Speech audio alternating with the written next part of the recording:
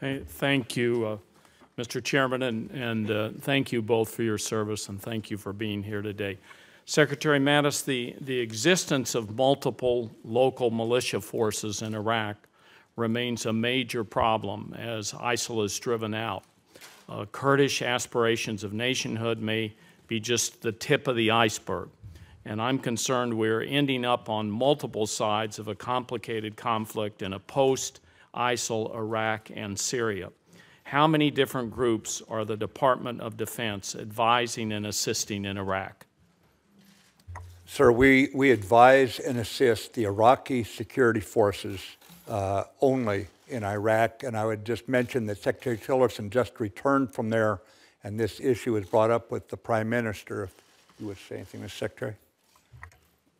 Yes, the Prime Minister is asserting authority himself over other various militias, including Popular Mobilization Forces, the PMF, which are by and large Iraqi forces. They are Iraqi citizens who are fighting under militia arrangements, including the Peshmerga forces of Kurdistan during the war to defeat ISIS, to liberate Mosul, to liberate large parts of Nineveh and other provinces. These forces put themselves under the command of Prime Minister Abadi. So there are multiple forces, but I think, as the Secretary indicated, our support is through the Iraqi forces working with Prime Minister Abadi and his authorities.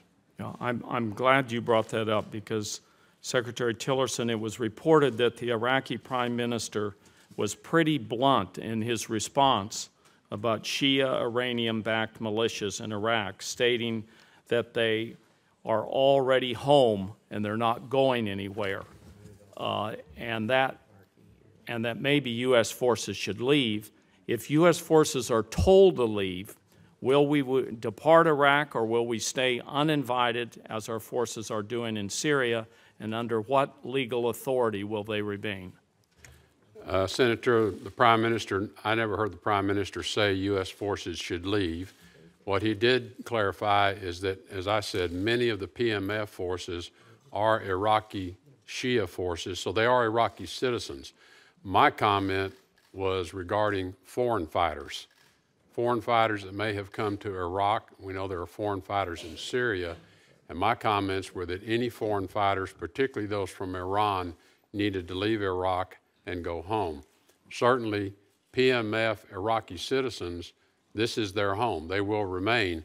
But I think the Prime Minister has also made it clear as to his expectations of how these forces will organize themselves or put their arms down and just rejoin their villages as citizens. No, but we've reached this new phase, and I think this is a real possibility that I'm asking you about. If U.S. forces are told to leave, will we depart Iraq or will we stay uninvited as our forces are doing in Syria, and under what legal authority?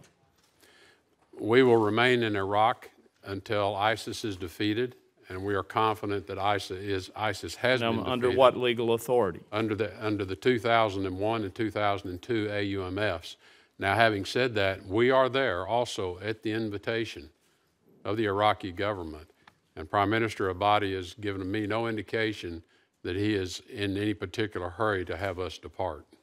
To Secretary Mattis and Secretary Tillerson, do you agree with the assertion that this fragmentation of security forces will pose difficulties to the Iraqi government maintaining order in areas that the U.S. government recently regained control of?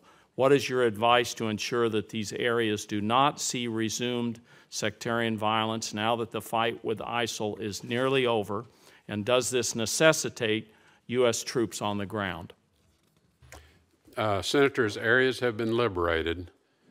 We are working with the coalition partners and with the United Nations and other non-governmental organizations to create stability around liberated cities in particular, as well as villages.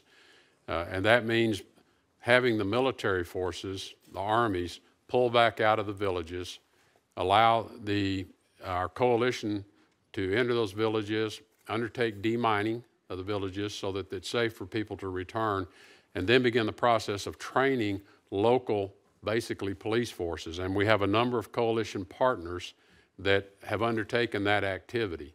So as we are liberating areas, we are preparing security forces, local security forces, to transplant the military forces. Prime Minister Abadi made this direct observation to me. He said, I have to get my armies out of the cities. They're not policemen. They're not trained to be policemen, and they're not equipped to be policemen, and I have to replace them with trained security forces to carry out police activities and provide security for the civilians as they return. There's a lot of work to do to stabilize these areas, but that is how we will lock in the military gains that have been achieved with the liberation. Secretary Mattis, do you have a comment on that issue? It's the Iraqi forces and, you know, operating under Prime Minister Abadi that have liberated these areas. It's not any other armed groups. Now, there are PMF forces that are engaged with them, but he has insisted that they fall under the authority of his field commanders. That is being imperfectly done. I wouldn't say it's happening in all cases, but you have seen the successes enjoyed so far. And we are moving now against Al-Qaim with Iraqi forces to restore the border against Syria. So you see it unfolding in that direction. The next step is exactly what the Secretary of State has laid out. Thank you both. Thank you, Mr. Chairman.